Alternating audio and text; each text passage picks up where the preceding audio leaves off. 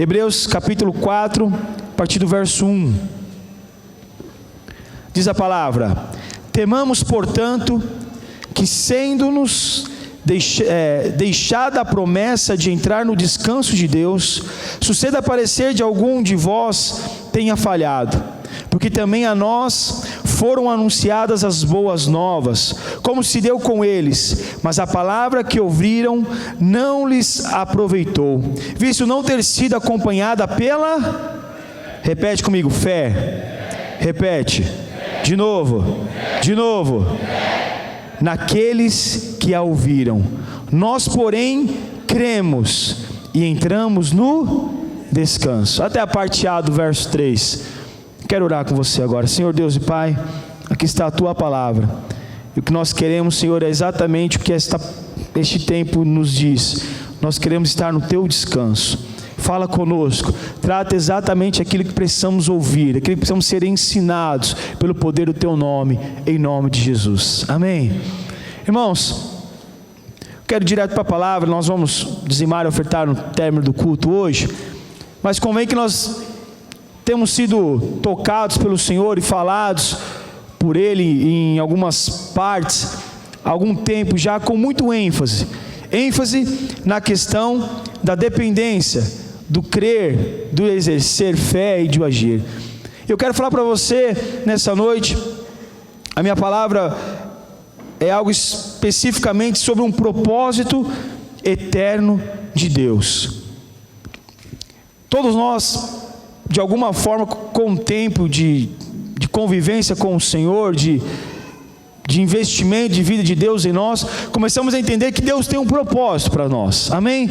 Quem aqui sabe que Deus tem um propósito da vida para você? Glória a Deus. Agora, todo e qualquer propósito de Deus, ele tem algo fundamental, que não depende de Deus, depende de mim e de você. Agora, qual que é a maior fragilidade? Qual a maior fragilidade do cristão hoje em dia, diante das circunstâncias do que o mundo é contrário? É a confiança em Deus. A maior fragilidade do crente hoje, infelizmente, é que em alguns momentos da vida, crucial da vida dele, ele não confia em Deus. Não, pastor, imagina, eu confio em Deus, eu creio em Deus, não, eu confio. Mas veja comigo, as maiores dificuldades que enfrentamos na nossa vida, as maiores barreiras que enfrentamos, as maiores fases, dificuldades que enfrentamos, são origem de um momento onde você duvidou do poder e da vontade de Deus.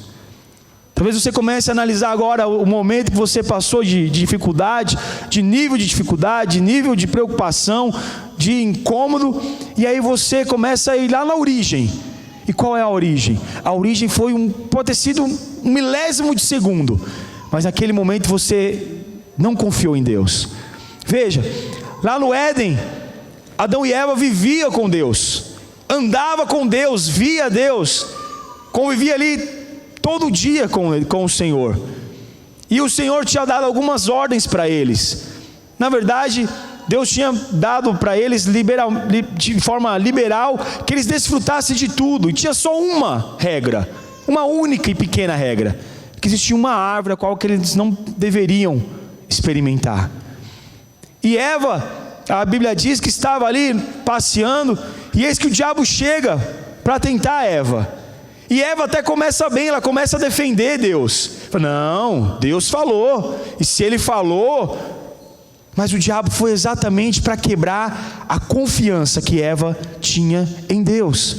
E o diabo conseguiu, ele foi tão astuto que ele conseguiu com que Eva, por um mínimo período, muito pequeno, mas Eva não confiou em Deus, porque Deus falou, não, certamente se comer desta árvore, deste fruto, morrerás.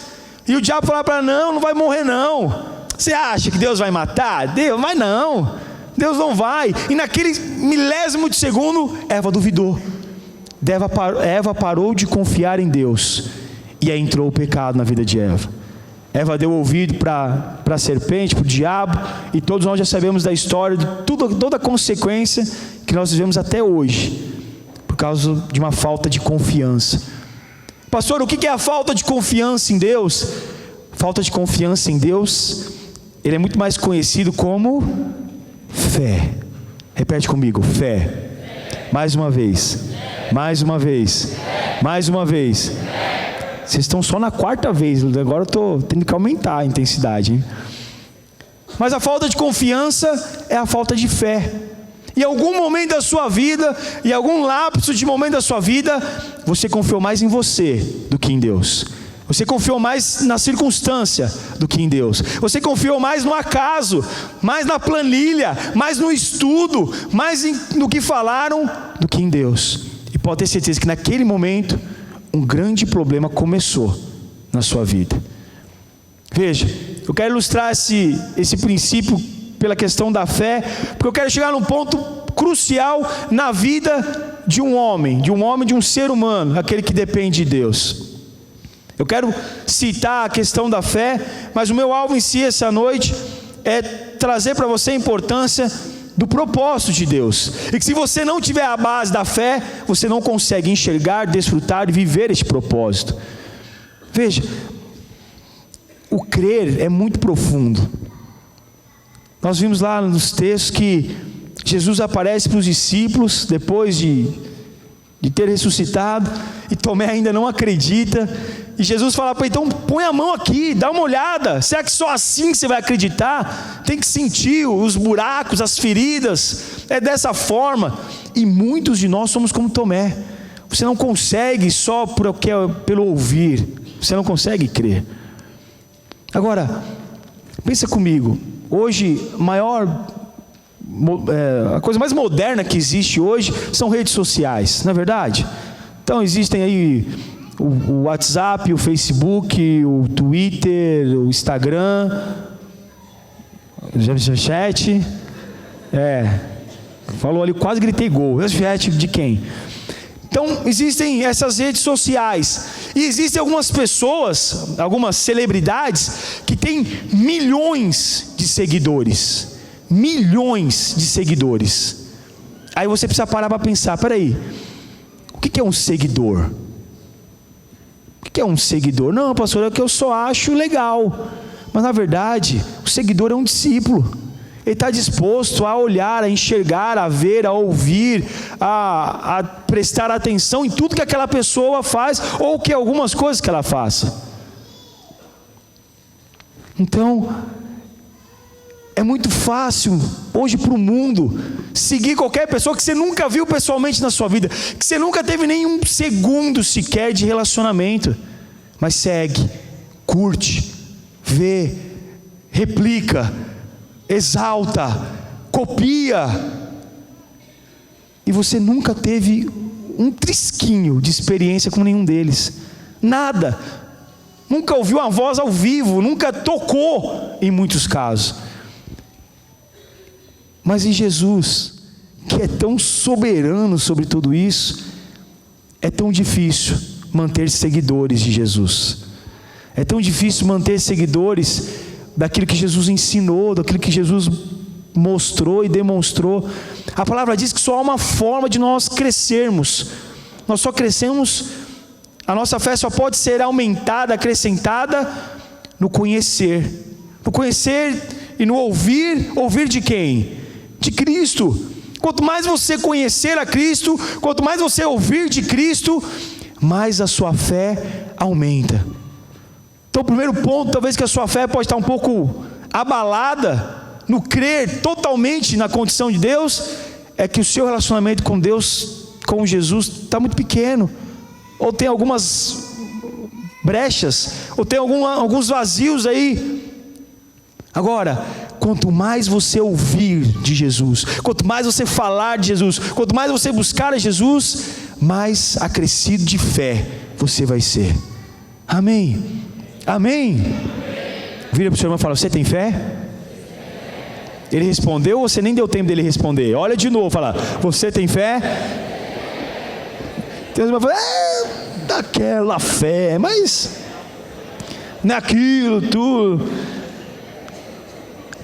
Mas veja, a questão de fé se torna até um ciclo muito poderoso na sua vida. O ciclo é o seguinte: quanto mais você tem fé, mais entendimento você tem daquilo que você vive da parte de Deus. Quanto mais entendimento você tem daquilo que Deus tem para você, mais você busca aquilo que Deus tem para você. E quanto mais você busca Deus, mais fé é acrescentada em você. E isso vai aumentando. Não é raso, não é uma parte eu vou chegar num ponto e para mim tá bom, eu cheguei ali e tá ótimo, é esse ponto que eu queria. Eu quero ter fé só até aqui. Mas isso não é uma fé verdadeira. A fé é muito mais profunda. A fé vai te levar a uma rotina, uma vida totalmente diferenciada de tudo e de todos. Quer ver alguém que tinha muita fé? Eu quero contar a história, relembrar a história com você, porque com certeza você sabe, de um jovem. Estávamos aqui no culto dos jovens ontem, foi tremendo, amém, jovens? Senti falta sua aqui também, viu? Amém? Agora eu quero ver você falar amém. Sábado, 20 horas, você tem um culto marcado aqui, jovens, amém? Amém. Fiz a propaganda, Pedrinho, depois você me dá R$2,90. Mas a questão, eu quero falar de José, um jovem que tinha um propósito. Por isso que eu falei de fé, porque agora eu quero falar do propósito. José tinha um propósito. Mas antes de falar sobre o propósito de vida de José, quem era José? José era um menino. E um menino que entendia algo fundamental na vida de uma pessoa. José sabia que o seu pai o amava profundamente. O seu pai o amava. E ele vivia muito bem com isso. E ele era aquele jovem que poderia fazer as suas tarefas diárias, mas ele voltava para casa sem nenhum receio. Qual será a bronca que meu pai vai dar? O que meu pai vai falar? Será que meu pai vai achar ruim de alguma coisa? José voltava sempre em casa na tranquilidade, porque ele sabia, meu pai me ama, meu pai cuida de mim, ele tem o melhor para mim. Já José tinha 11 irmãos, 11, quase assim a vida do Marcelo, quase. Tinha 11 irmãos, e os 11 irmãos de José eram completamente diferentes deles. Eles não se sentiam amados pelo pai. E eles sempre voltavam para casa, Marcelo, com medo. O que meu pai vai falar hoje? Hoje meu pai vai brigar, meu pai vai bater, vai colocar de castigo, alguma coisa tem, não sei, eu estou com medo. Viviam com medo. José vivia com alegria, e os 11 viviam debaixo de medo, de receio, de preocupação, uma vida muito difícil, cheio de incerteza. Será que nós vamos ser castigados? Será que nós vamos ser excluídos? Será que o nosso pai vai tirar a nossa herança a qualquer momento? Enquanto isso, José desfrutava e vivia agora então os seus propósitos pessoais. Vem cá, Rony. Vem cá, Pedrinho. Não deixa o Rony sozinho nessa, não. Fica tranquilo. Aqui, o povo, eu preciso mostrar para a igreja. Chamei logo foi os obreiros, ó. Ele nem ouviu. Tá tão nervoso que ele nem ouviu que eu chamei ele de obreiro. Você fica aqui que você vai ser José. Fica lá. Você vai ser Deus, fica tranquilo. Vai mais para lá. Deixa o José em paz aqui. É que ele desfruta, ué. O Rony sabe que eu mexo com ele porque eu amo ele. Então, aqui está José. E José tinha um propósito de vida. Qual que era o propósito de José naquele momento? Ser filho, ser amado. Então José, diante da fé que ele tinha em Deus e do ensino que ele tinha diante de Deus e daquilo que o pai ensinava a ele, ele foi o melhor filho. O melhor. José foi o melhor filho dos 12. Ele amava o seu pai, ele exibia o seu pai. Então esse era o propósito pessoal de José. Mas lá está Deus. E Deus estabeleceu para todos nós um propósito invisível a certo ponto da nossa vida. E aí Deus está aqui com um propósito para a vida de José, mas está invisível, porque quando Deus olhou José lá na juventude dele, viu que algo ia acontecer muito em breve, e que ele ia precisar de alguém para não permitir que a humanidade fosse sacrificada. Grande fome havia no mundo, não só no Egito, mas o Egito era o centro de todas as coisas. Grande fome ia acabar com tudo, e aí Deus ficou lá com o seu propósito invisível e de olho em José. que tinha o seu propósito. Mas veja que José era um homem assim como eu e você, uma pessoa normal como qualquer um de nós. E aí José foi avançando na sua vida, e aconteceu que em certo momento José foi perseguido pela própria família, e os irmãos de José o venderam, e ele agora sai da posição de filho, só um pouquinho, vai muito longe, não, fica aqui. E agora José vira escravo. O propósito da vida dele mudou. O propósito dele não era ser o melhor filho mais, agora ele era escravo. E a Bíblia diz claramente como é que José era escravo. José era tão bom de escravo que o Potifar pegou e deu tudo na mão dele para ele organizar, para ele cuidar. Então José mudou de tempo na vida dele, mas agora ele tinha um novo propósito. O propósito dele, diante de ser um escravo, era ser o melhor escravo. Veja, não é fácil tomar uma posição como José tomou. José queria ser o melhor sempre. Por quê? Porque ele tinha algo fundamental. José sabia que tudo que acontecia na vida dele tinha um propósito de Deus, e ele tinha fé. A fé fez com que ele saísse de filho amado, mudasse para um posicionamento de escravo, e não mudasse o caráter, porque ele tinha fé que Deus estava no controle. E algumas circunstâncias Deus tinha que trabalhar, e era propósito de Deus. Enfim, Deus tinha algo na vida do escravo José agora. Enquanto ele é escravo, Deus está lá com o seu propósito invisível, e olhando para José, e vendo a vida que José está levando. Enquanto ele sai da posição de filho, sendo o melhor filho, e agora ele em fé é um escravo, e é o melhor escravo, tudo isso vai alimentando o propósito que Deus tinha para a vida de José. Enquanto ele buscava e exercia a fé dele em Deus, e o posicionamento dele de ser o melhor naquilo que Deus escolheu para a vida dele, alimentava o propósito de Deus para a vida dele. Só que aconteceu que a Bíblia também diz que José não ficou escravo muito tempo. José, como escravo, ele foi ali envolvido numa situação muito ruim, que a esposa lá de Potifar queria ter intimidade com ele, e ele não queria intimidade nenhuma com ela, porque sabia que isso não agradava a Deus. E ele correu, mesmo correndo, mesmo fugindo, agora de escravo, José vira prisioneiro. Ele vai para a cadeia. E olha que Potifar lutou contra isso, assim, não tinha como, ele tinha que colocar ele na cadeia. Então agora ele não era mais o filho amado, ele não era mais o escravo exemplar, agora ele era um prisioneiro. E aí o que José fez? A Bíblia diz claramente, José ainda tinha a mesma fé, acreditava no mesmo Deus, tinha a base fundamental no amor. E aí José decide, então eu sou prisioneiro, eu vou ser o melhor prisioneiro. E aí Deus começou a dar sinais na vida de José, desde quando ele estava lá no amor do pai. Você pode ver que a Bíblia fala que José tinha sonhos. Todos os sonhos que José tinha desde lá, quando ele estava com o pai, quando ele era escravo e agora na prisão, apontavam para aquilo que era o propósito de Deus na vida de José. Ele não entendia, nem o seu pai entendia, nem tinha um discernimento correto do que estava acontecendo, mas tudo que José estava fazendo em fé, sem voltar atrás, estava colaborando e acrescentando para o propósito que Deus tinha na vida de José. E a Bíblia diz que não foram poucos anos não, essa vida de escravidão e de prisioneiro duraram muitos anos da vida de José, mas ele não mudou, ele continuou exercendo fé, ele continuou crendo que Deus o amava e que existia um propósito, apesar dos propósitos terem mudado de alguma forma, o propósito em Deus ainda existia. E aí Deus pega este prisioneiro e as evidências da vida dele, a fé dele, o coloca numa posição.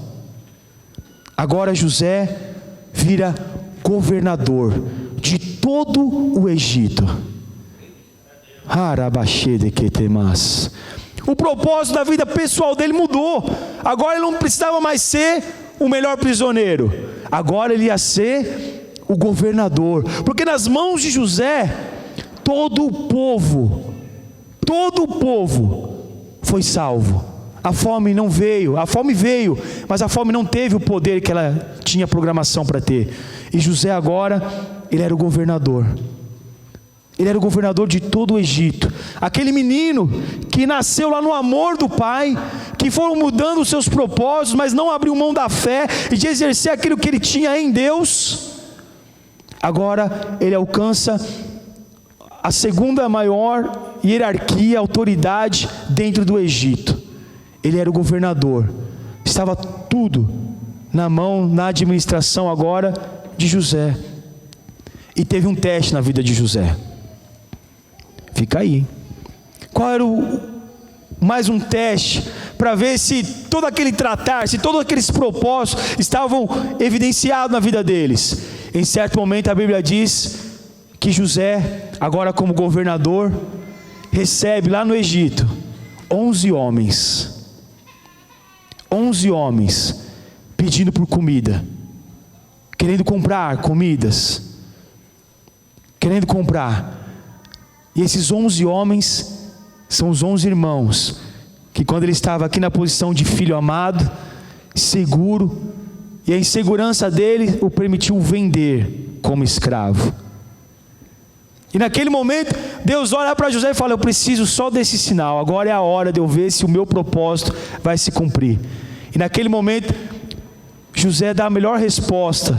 Ao invés de ser lá, eu sou aquele que vocês venderam, eu sou o seu irmão, vocês não vão comer nada, vocês vão virar meus escravos aqui, vocês vão pagar pelo que fizeram. Simplesmente José continuou no seu propósito de ser o melhor. José, como governador, não deixou de ser o filho amado. José, como governador, não deixou de ser o escravo excelente. José, como governador, não deixou de ser um prisioneiro exemplar. José, como governador agora, todo o tempo ele explica que eu continuo sendo servo e eu tenho fé. Quando José toma essa atitude, o propósito de Deus, que estava invisível, se une a José. E agora Deus tem algo para tratar. O propósito foi fundamentado na posição daquilo que José teve.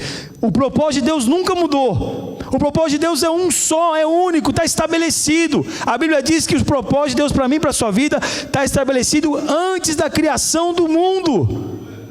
Aleluia! E o propósito já estava estabelecido.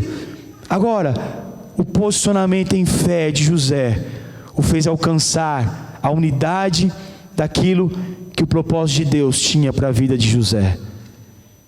E veja como que é maravilhoso. Deus fez na vida de José algo tão sobrenatural que não era só para ele.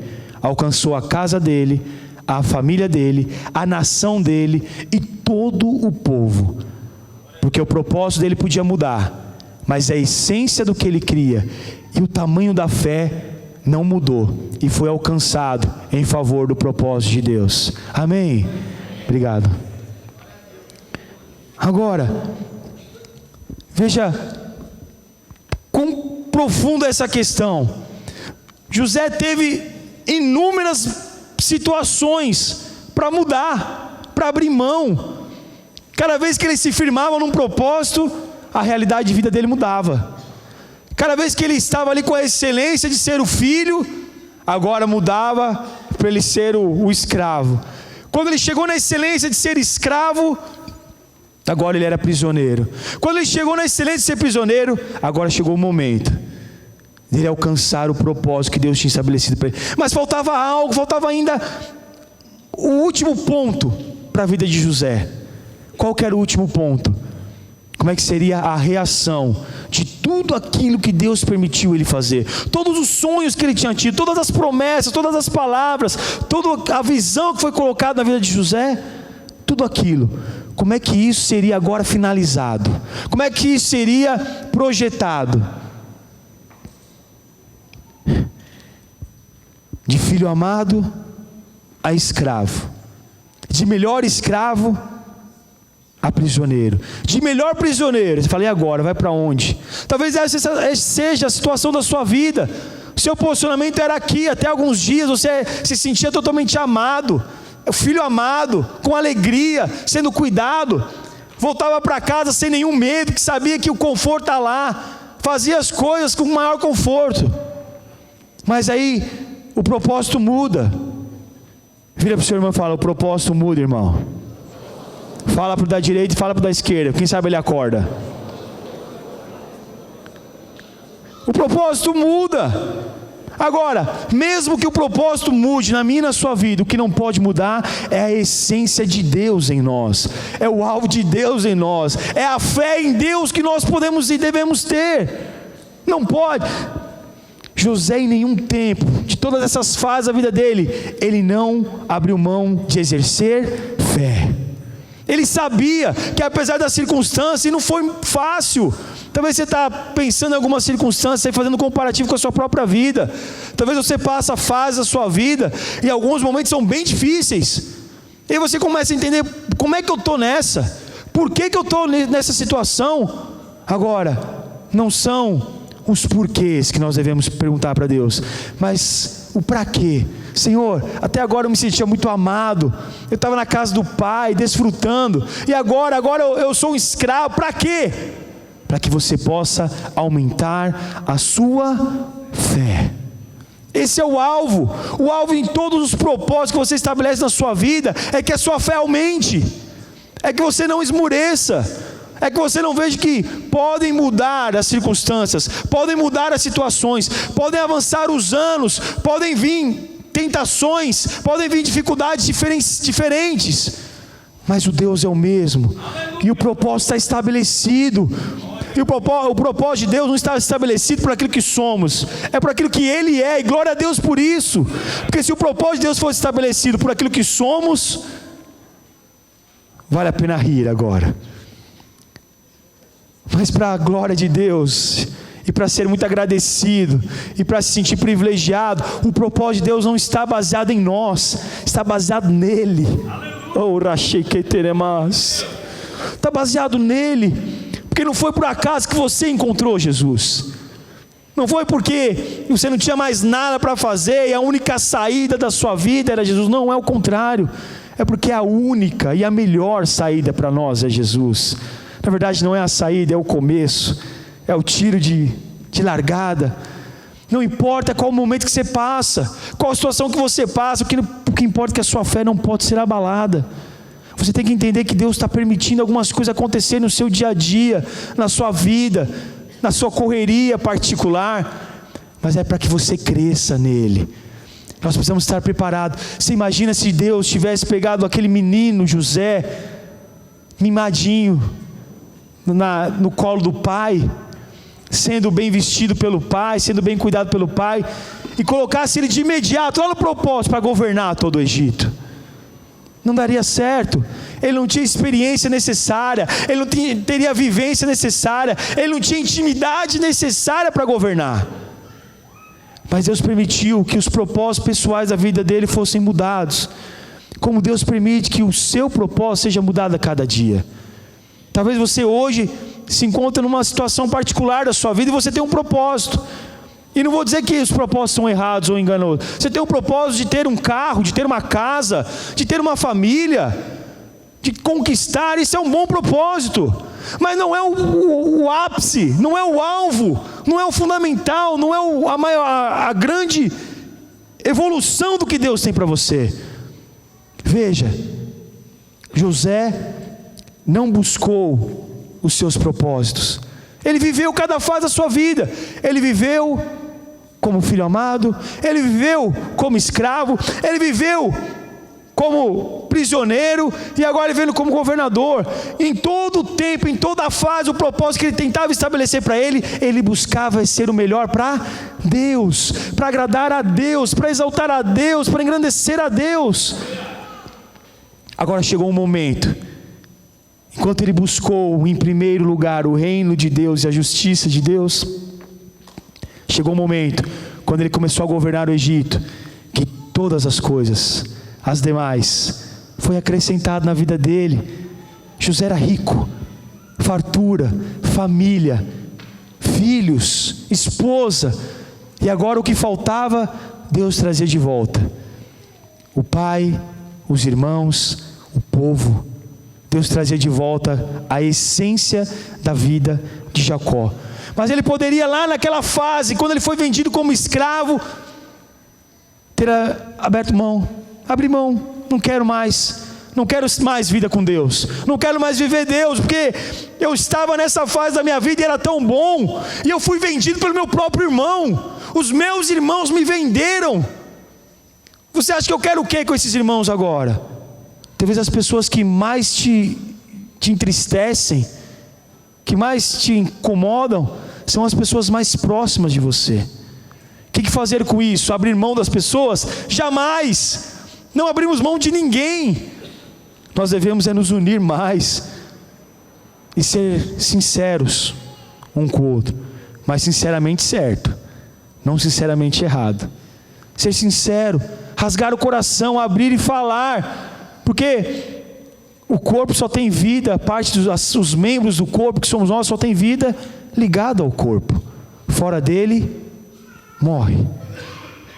E José poderia ter tido uma escolha. Quando ele estava naquele momento que ele foi vendido como escravo, ele poderia ter tido uma escolha: eu não quero mais, não quero lembrar mais da minha origem, não quero lembrar mais da minha família, eu amaldiçoo meus irmãos, Deus não olhou para mim, Deus não me ama, Deus, tudo mudou. Não, o propósito fundamental na vida de José estava mantido. Ele amava a Deus sobre todas as coisas. Sabe por quê? Porque ele se sentia amado. Quando você se sente amado e quando você ama, é muito fácil dizer o que é fé. É muito fácil sentir. A base de todas as coisas, a Bíblia diz, é o amor. O próprio Deus é o amor. Jesus é a essência do amor, é a profundidade da expressão do amor. Mas José, não importava o propósito estabelecido para aquele momento da vida dele, ele tinha fé e sabia que algo Deus tinha para aquele momento. Qual é a fase que você está da sua vida? Em que momento você está? Será que aconteceram algumas coisas na sua vida, no seu projeto pessoal, e você parou naquele momento? Talvez você fale: pastor, mas será que Deus não olhava para José, já lá no começo, quando ele foi um bom escravo? Deus não olhou para o propósito dele, que era um bom propósito, de ser o melhor ali, e cuidou dele lá? Sabe o que Deus fez quando ele viu aquele coração de José sendo o melhor escravo? Deus olhou para José e falou assim: ah, filho, eu tenho tanto mais do que você está pedindo para você. É muito além do que você está pedindo, é muito além do que você acha que você merece, é muito mais do que eu tenho para você. Eu ouvi uma frase de um pastor amigo meu essa semana, fiz questão de anotar.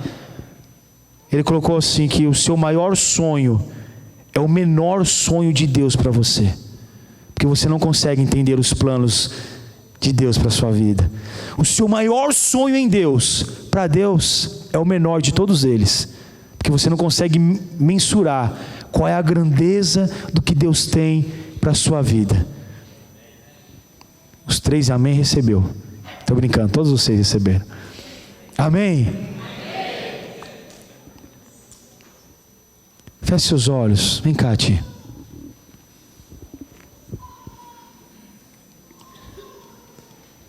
O projeto de Deus foi definido muito antes. Muito antes da existência de qualquer um de nós, já existia um projeto.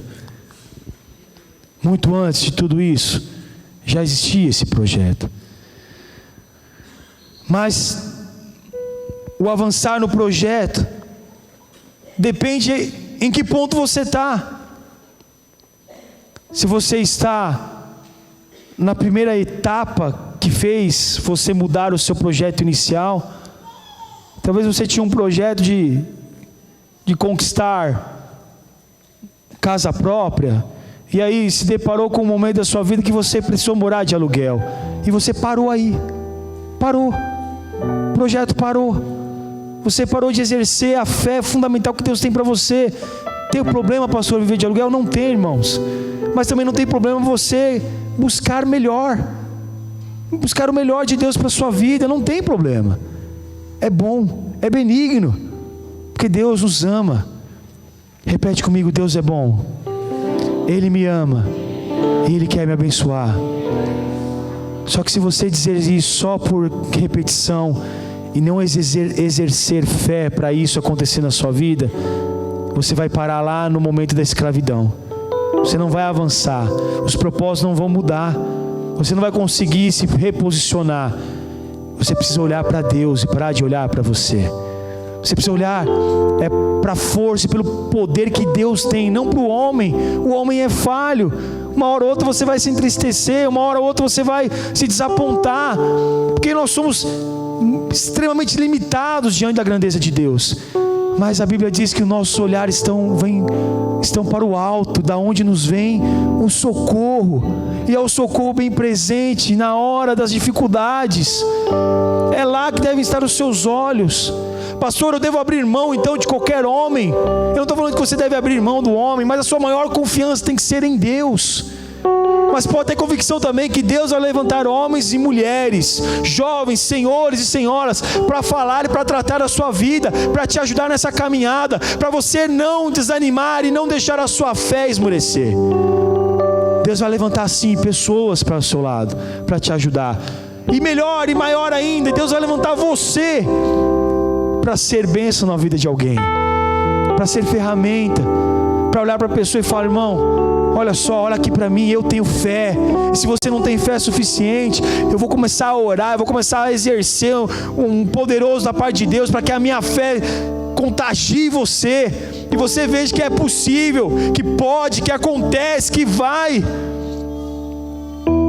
Qual é o posicionamento? Aonde você parou? É necessário passar por cada uma das etapas da sua vida, irmãos. Todos nós temos etapas nas nossas vidas. Cada um de nós temos etapas estabelecidas por Deus nas nossas vidas. E Deus quer que nós passemos por elas sim, por cada uma delas, sem pular nenhuma etapa, para que possamos ser moldados, preparados para chegar no propósito de Deus, o propósito fundamental das vidas, da nossa vida que tem nele, o propósito excelente que está firmado nele. Cada fase da sua vida você precisa passar. De que forma, pastor? Em fé, crendo que Deus é Deus, que Ele está no controle, que o vento pode soprar, que o chão pode tremer, que a receita pode não vir, mas Ele é Deus. Ele continua sendo Deus. Ele continua sendo o mesmo Deus que nos amou de tal maneira, de uma maneira incomparável, que deu o seu melhor para nós.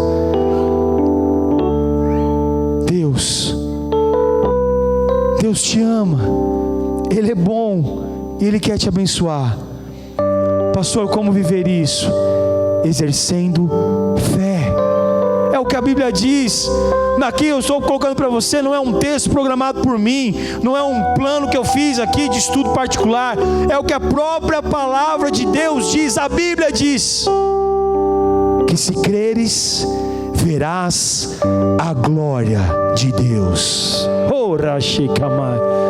A glória de Deus.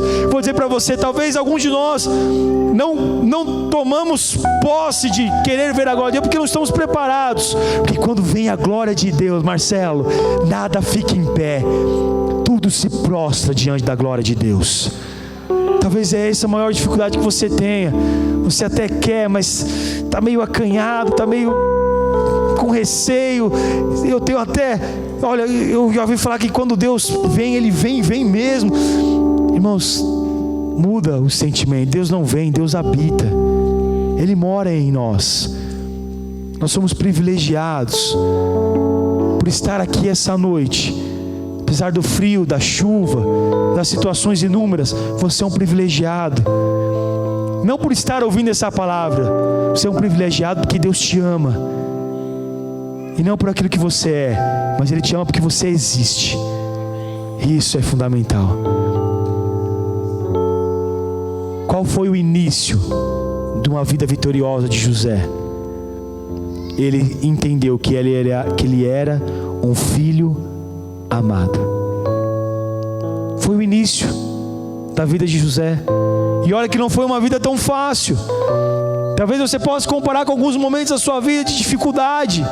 Talvez você possa agora trazer à memória alguns momentos complicados, alguns desertos da sua vida. Mas mesmo com o povo que morreu no deserto, o sonho e o propósito de Deus para aquele povo não era morrer no deserto, era alcançar a terra prometida, era avançar, era romper. Então o que tem te parado? O que tem feito você esquecer que Deus te ama? É o saldo negativo no banco? É a falta de recurso? É a falta talvez até de alimento? É a falta de expressar e sentir que as pessoas te amam? O que tem te parado é que você não consegue amar ninguém? O que tem te parado é as suas emoções abaladas, a alma talvez um pouco machucada. O que tem te parado é porque você se acha humano demais e não consegue sair dessa. Você precisa lembrar, você é amado de Deus. Você é amado de Deus. Deus te ama. Deus nos ama de uma forma incomparável, incalculável. Deus nos ama e ama com um alvo estabelecido. Ele quer nos abençoar. Ele quer nos abençoar. O propósito de Deus para mim, para a sua vida já foi estabelecido, já foi firmado antes de toda a criação. Deus já estabeleceu um propósito para mim e para você. E o propósito, assim como José chegou lá, José só chegou no propósito, alcançou o propósito de Deus para ele, porque ele foi um vencedor. E nós somos vencedores. Aliás, a palavra diz que em Cristo somos mais do que vencedores. Você consegue imaginar o que é ser mais que vencedor? Talvez você veja o seu time vencendo, você não consegue imaginar. Talvez você veja o seu time na ponta de uma tabela, você não consegue imaginar. Talvez você veja aquele primeiro corredor de uma maratona gigantesca, e foi o primeiro, ele foi o vencedor. Mas a Bíblia diz que somos mais do que vencedores. Consegue imaginar como é que é esse algo de Deus? Porque nós somos muito limitados. Você fala, o vencedor eu sei o que é. O vencedor é o que chega em primeiro, é o que se destaca, é o que chega com folga. Talvez chegue até um pouco apertado, mas ele é o que vai ganhar o maior prêmio, a taça, a medalha, a coroa. É ele que vai ganhar, isso eu sei. Agora, o que é ser mais do que um vencedor?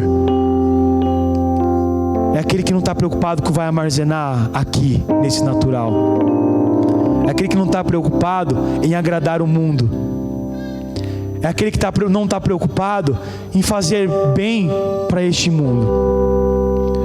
Ontem nós fomos ministrados por Deus aqui no culto dos jovens, com uma frase que sempre bate na gente primeiro, né, pastor? Que o mundo diz que o mundo é dos espertos, mas o céu são para os escolhidos. Somos nós esses escolhidos, que Deus olhou para mim e para você. E você pode até falar, mas o que Deus achou em mim? Talvez Ele não tenha achado muita coisa em você, mas Ele te amou. E Ele te escolheu para ser mais do que vencedor. Eu queria chamar o grupo de louvor aqui. Nós precisamos adorar a Deus neste tempo. Enquanto nós adoramos a Deus, eu queria que você ficasse em pé no seu lugar.